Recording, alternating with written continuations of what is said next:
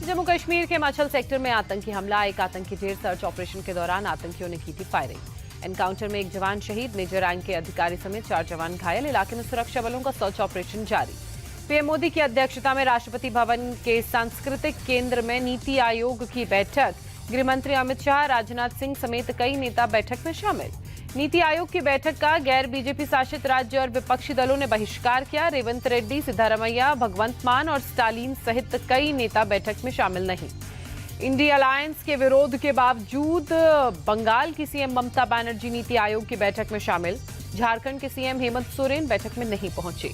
नीति आयोग की बैठक में शामिल नहीं होने पर बोले तमिलनाडु सीएम स्टालिन, इंडी गठबंधन को वोट देने वालों से बदला लेने की भावना से केंद्र ने बजट बनाया। लगातार तमिलनाडु की अनदेखी की जा रही है। नीति आयोग में विपक्ष के बहिष्कार पर बीजेपी नेता सीआर केसवन ने कहा, विपक्ष का व्यवहार अलोकतांत्रिक। विपक्ष व्यवधान और विभाजन की टकरावपूर्ण और नकारात्मक राजनीति खेल रहा है, ये दुर्भाग्यपूर्ण है। केंद्रीय मंत्री सतीश चंद्र दूबे बोले, मोदी सरकार न किसी भी राज्य के साथ सौतेला व्यवहार किया, जिसका जितना हक है उसे उतना मिलेगा। नीति आयोग की बैठक में आज शाम को होगी बीजेपी शासित राज्यों के मुख्यमंत्रियों की बैठक। प्रधानमंत्री मोदी और राजनाथ सिंह भी बैठक में मौजूद रहेंगे। बीजेपी की बैठक में अमित शाह, जेपी नड्डा और बीएल संतोष भी मौजूद रहेंगे। सीएम योगी और दोनों डिप्टी सीएम भी बैठक में शामिल होंगे। दिल्ली में पीएम मोदी के साथ 1-to-1 मीटिंग कर सकते हैं उत्तर प्रदेश के मुख्यमंत्री योगी। यूपी में खराब प्रदर्शन का दे सकते हैं फीडबैक। सीएम योगी गृह मंत्री अमित शाह और जेपी नड्डा से भी मुलाकात कर सकते हैं। यूपी सदन में बीएल संतोष से पहले ही मिल चुके हैं योगी।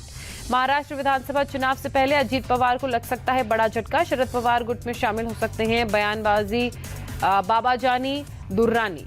उद्धव ठाकरे को लेकर बोले राउत, महाराष्ट्र के लोगों की भावना है कि उद्धव फिर सीएम बने। जनता चाहती है कि इस बार राज्य के नेतृत्व की कमान उद्धव ठाकरे के हाथ में हो।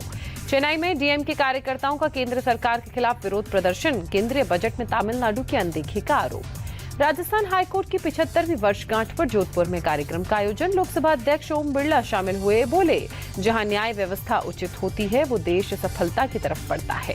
पूर्व राष्ट्रपति डॉक्टर एपीजे अब्दुल कलाम की पुण्यतिथि आज। दिल्ली बीजेपी प्रदेश अध्यक्ष वीरेंद्र सचदेवा ने दी श्रद्धांजलि। दिल्ली सरकार में मंत्री आतिशी ने कालकाजी में सरकारी स्कूलों का दौरा किया। बोली, केजरीवाल की सरकार हर बच्चे को अच्छी शिक्षा देने के लिए प्रतिबद्ध। दिल्ली में उपराष्ट्रपति जगदीप धनखड़ और उपराज्यपाल वीके सक्सेना ने पौधारोपण किया। पीएम के एक पेड़ मां के नाम अभियान के तहत पेड़ लगाया। अग्निवीरों के लिए खुशखबरी। उत्तर प्रदेश, मध्य प्रदेश, छत्तीसगढ़, राजस्थान, ओडिशा और गुजरात ने नौकरियों में आरक्षण का ऐलान किया। यूपी के सीएम योगी ने पुलिस और पीएसी में अग्निवीरों के लिए 10% आरक्षण का ऐलान किया। एमपी के सीएम मोहन यादव ने भी अग्निवीरों के लिए आरक्षण का ऐलान किया।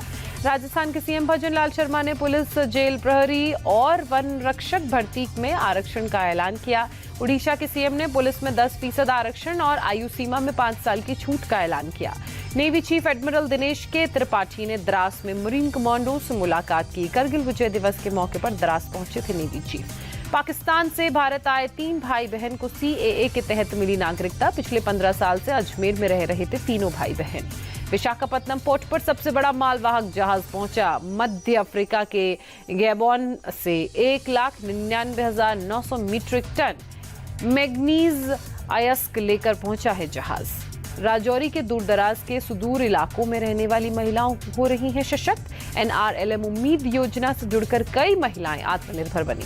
पश्चिम बंगाल के मंत्री फरहाद हकीम के बयान पर विवाद। हकीम ने कहा कि एक भी गैर मुस्लिम को इस्लाम कबूल करवाने पर जन्नत मिलती है, इसलिए इसकी कोशिश करनी चाहिए। फरहाद हकीम ने एक प्रोग्राम के दौरान दूसरे धर्म में पैदा हुए लोगों को दुर्भाग्यशाली बताया। कहा, इस्लाम को मानने वाले सौभाग्यशाली। फरहाद हकीम का वीडियो सामने आने पर बीजेपी ने विरोध जताया। हाथ में गीता लेकर पहुंचे विधानसभा, फरहाद हकीम को पद से हटाने की मांग की।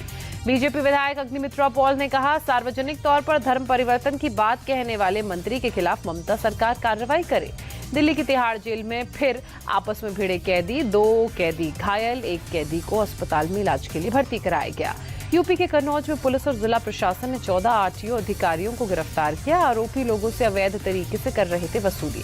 सीपी वाराणसी ने चौकी प्रभारी और उप निरीक्षकों के साथ की बैठक। गलत कामों में लिप्त मिलने पर अधिकारियों पर कार्रवाई की बात कही। टीम बनाकर अतिक्रमण हटाने के आदेश दिए।